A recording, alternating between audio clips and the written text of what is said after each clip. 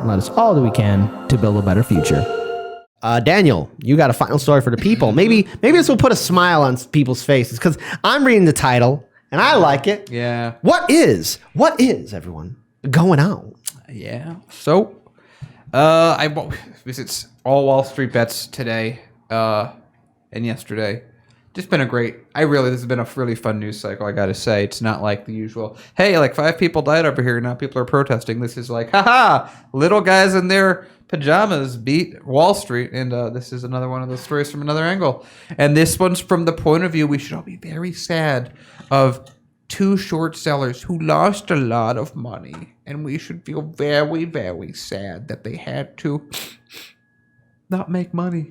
Lost money what on happened? Their position. Why are they sad? Okay, so let's sadly talk about 2 short sellers. Wait, can you get the who image? Lost millions. I want to see the man's face because he looks sad. He looks like he's up, like asking for God, like what's going on. He's like, why did I throw that share in the video earlier? So let's talk about this. In a David and Goliath saga surrounding the struggling retail chain GameStop, Goliath has fallen. 2 Goliaths, actually, which sort of hurts the metaphor when you have 2 Goliaths when there's only... Anyway, a pair of professional investment firms that placed big bets on that money-losing video game retailer GameStop's stock will crash have largely abandoned their positions. The victors, an army of small investors who have been rallying on Reddit and elsewhere online to support GameStop's... I always want to say GameStop. Whatever. There's so many of these similar. And beat back the professionals. One of the 2 major investors that surrendered, Citron Research, acknowledged Wednesday in a YouTube video that it unwound the majority of its bet that GameStop stock would fall. Andrew Left, who runs Citron, said he took 100%. A loss, 100% to do so, but that does not change his view that GameStop is a loser. But we heard from Elizabeth Warren before, it's not your position as an investor to take that point of view. It's her point of view that matters. Anyway, we move on. Nothing has changed with GameStop except the stock price. Yeah, that's sort of what we've been yelling at about the stock market for years, but okay. Left said he did acknowledge that Citron is taking a fresh look on how it's bet against companies, a look at how it bets against companies in light of the campaign. Melvin Capital is also exiting GameStop with manager Gabe Plotkin. This sounds like a name in like a human mage in like a D&D campaign. Plotkin. Anyway. Telling CNN, or maybe like that Gabe Plotkin could also be like a furry name. Who knows? Tell us what you think it could mean in the comment. Plotkin. I sort of feel bad because whoever has a Plotkin as a name is not in the best position in school. Anyway, telling CNBC that the hedge fund was taking a significant loss. He denied rumors that the hedge fund will fail. Oh my God, if it fell because of one bet. Again, it's like, how can we tell people to be responsible when the people that we hold up as responsible are like, oh no, I lost a bet, my company's bankrupt. And whereas when we lose a bet, we're like, oh man, it'll take me a while to recover. And then if you can't recover, they're like, well, you should have been a more mature person. Like that hedge fund manager, Plotkin over there. The size and losses taken by Citron and Melvin are unknown. GameStop's stock surged as high as $380 Wednesday morning after sitting below $18 in the first few weeks. It was closed at $347, and it has been volatile in aftermarket's trading, worth about $290 at 7:45 p.m. And yeah, so I just felt we wanted to be fair and balanced and talk about the very important positions of these 2 short sellers who were making money off the destruction of a company and thousands of retail jobs.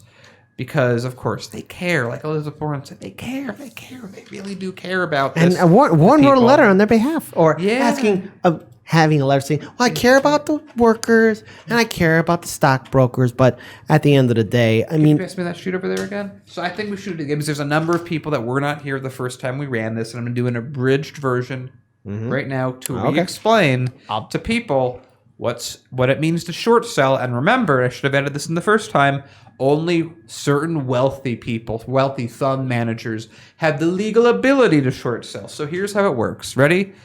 Kit is an institution that has 100 stock in GameStop.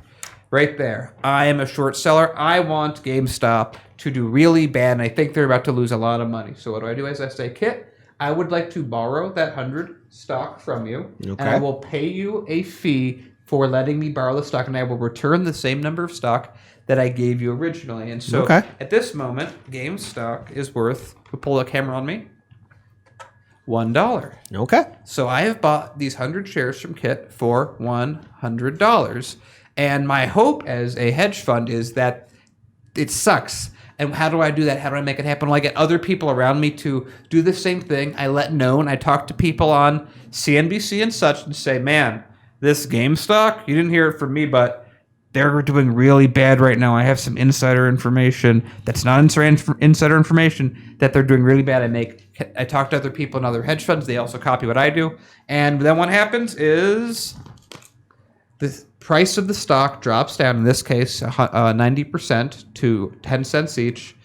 And all I have to do to make my money is, again, I forgot to mention, as soon as I got that stock from Kit originally, those 100 shares, I sell them immediately for $100. And now what do? Now that the stock's here, worth $10, I buy them back, and I'm back to 100 shares. And I, of course, have to pay a fee to Kit. So I go, Mr. Kit, here's your 100 stock back. Plus your fee, I pay you $15. I've spent $15 and I've made $100. That again is what happens normally, and that's how they make their money. What happened this time was that exact same process happened, and instead of the stock going here to 100, and then you can see the high techness of my plan. WallStreetBets people said, no, we're going to buy this to increase its value, and now it's worth $50. And at some point, at any point, the person I borrow the stock from can say, I want that stock back. So Kit. May I ask? Okay. Daniel, I'm looking up. I'm looking down. I'm looking aside. I'm looking at your pockets. Where's my stock? I want my stock. Well, I am now obligated to give him his stock back, but I don't own it because I sold it for $100, which means I have to buy it back. And since the stock is now at $50, and that means I have to buy $5,000 worth of stock. And that's why those Wall Street fat cats are crying like little babies. And then I have to pay him that same price. So I have to pay him like $5,000. I have to spend. I made $100, and I spent $5,005 to make the transaction happen.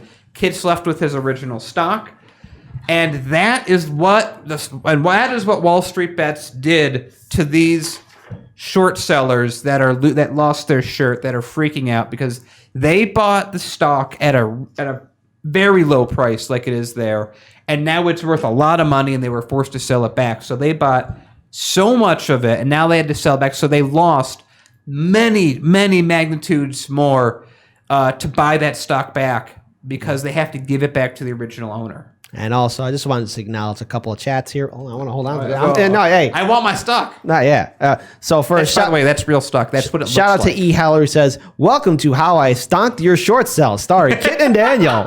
And also, Silence and Violence is saying, Kit playing Vanna White. Well, thank you. And to the people of WallStreetBets, on the off chance that you ever see this video, you guys and gals, wherever you are heroes. And the very fact that Wall Street and these hedge fund managers and corporate media and these politicians, who are their paid prostitutes, by the way, are having meltdowns goes to show that the impact of what people have. And we cannot back down at this point in time. And the thing is, we played their game. And the game is apparently rigged only for them. They don't like it when it happens to them. Well, it's been happening to people for years here in this country. So you know what? It's good that we push back. Let them cry. Let them moan. Let them beg. Let them call up their little prostitutes. I mean, politicians. Oops. Sorry if that offends somebody, because I'm talking about Republican and Democratic lawmakers that have allowed this system to continue on. Let them cry. Let them cry. Let them cry. And you know what? We don't care. And here, having democracy, type 1 if you care about these hedge fund managers' responsibilities. Type 2 if you say, pull yourself up by your bootstraps, Wall Street. It's the free market, baby. That's what it does. It's the free market, baby. There you go.